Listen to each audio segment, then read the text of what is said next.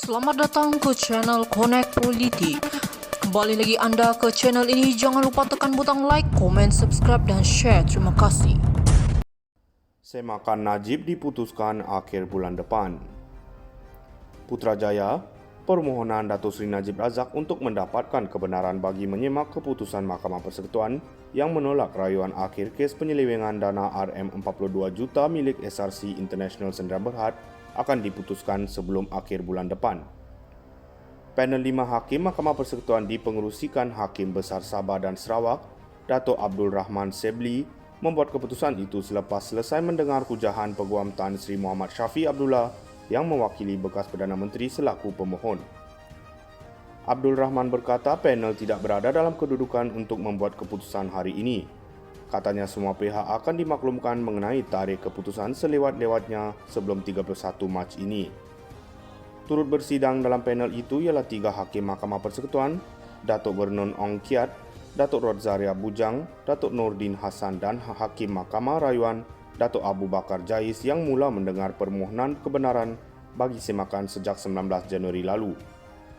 Dalam permohonan kebenaran semakan berkenaan, Najib mahukan Mahkamah Tertinggi Negara supaya menyemak keputusan panel 5 Hakim pada 23 Ogos tahun lalu, dengan memohon perintah supaya keputusan rayuan utama beliau diketepikan dan beliau dilepas serta dibebaskan daripada tuduhan berkenaan.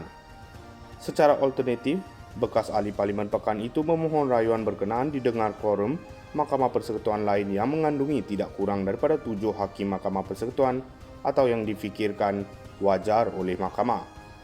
Dalam affidavit Najib yang difailkan bagi menyokong permohonan itu menyatakan bahawa beliau benar-benar percaya dan telah dinasihatkan oleh peguam caranya bahawa keputusan Mahkamah Persekutuan boleh disemak mengikut Peraturan 137 Kaedah-Kaedah Mahkamah Persekutuan 1995. Beliau yang kini menjalani hukuman penjara 12 tahun di penjara Kajang turut memohon hukuman ke atasnya itu ditangguhkan sementara menunggu pendengaran permohonan semakan terbabit.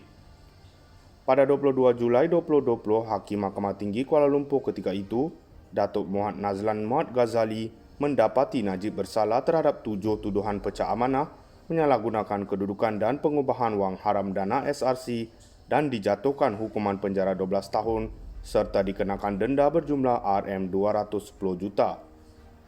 Sabitan dan hukuman terhadap Najib kemudian dikekalkan oleh Mahkamah Rayuan dan Mahkamah Persekutuan.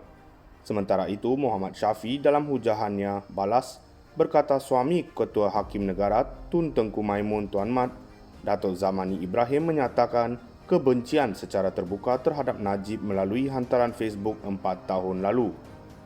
Melalui hantaran di laman sosial itu, Muhammad Shafie berkata, Zamani membuat kenyataan yang tidak menyenangkan yang boleh dibaca oleh orang awam. Beliau Zamani membuat kesimpulan bahawa Najib bersalah walaupun kes 1 Malaysia Development Berhad 1 MDB dan SRC International Sdn Bhd belum didengar di mahkamah. Dengan penuh hormat, beliau Zamani sahabat saya dan ini pengisytiharan kebencian terbuka terhadap Najib. Ketua Hakim Negara sepatutnya mendedahkan hantaran itu ketika mempengerusikan panel 5 Hakim ketika rayuan akhir pada Ogos tahun lalu. Hantaran berkenaan tidak dibuat secara berselindung, tetapi dalam kes ini, tiada pendedahan dibuat oleh Ketua Hakim Negara. Jadi persepsi awam adalah sama, ada perbicaraan adil atau tidak, katanya. Muhammad Shafie berkata hubungan paling rapat sesama manusia ialah hubungan antara pasangan, yang mana pandangan suami boleh mempengaruhi isteri apabila mereka bertukar pendapat. Dalam hujan sebelum ini, Timbalan Pendakwa Raya Kanan Datuk B. Sidambaram menegaskan bahawa hantaran itu tidak menunjukkan Zamani mempunyai permusuhan peribadi terhadap Najib kerana ia adalah komen umum rakyat. Katanya permohonan supaya Tengku Maimun menarik diri ketika rayuan akhir lalu berikutan dakwaan konflik kepentingan adalah percubaan terdesak di saat akhir untuk mengganggu prosiding rayuan. Assalamualaikum dari channel Connect Politik. Terima kasih, jumpa lagi.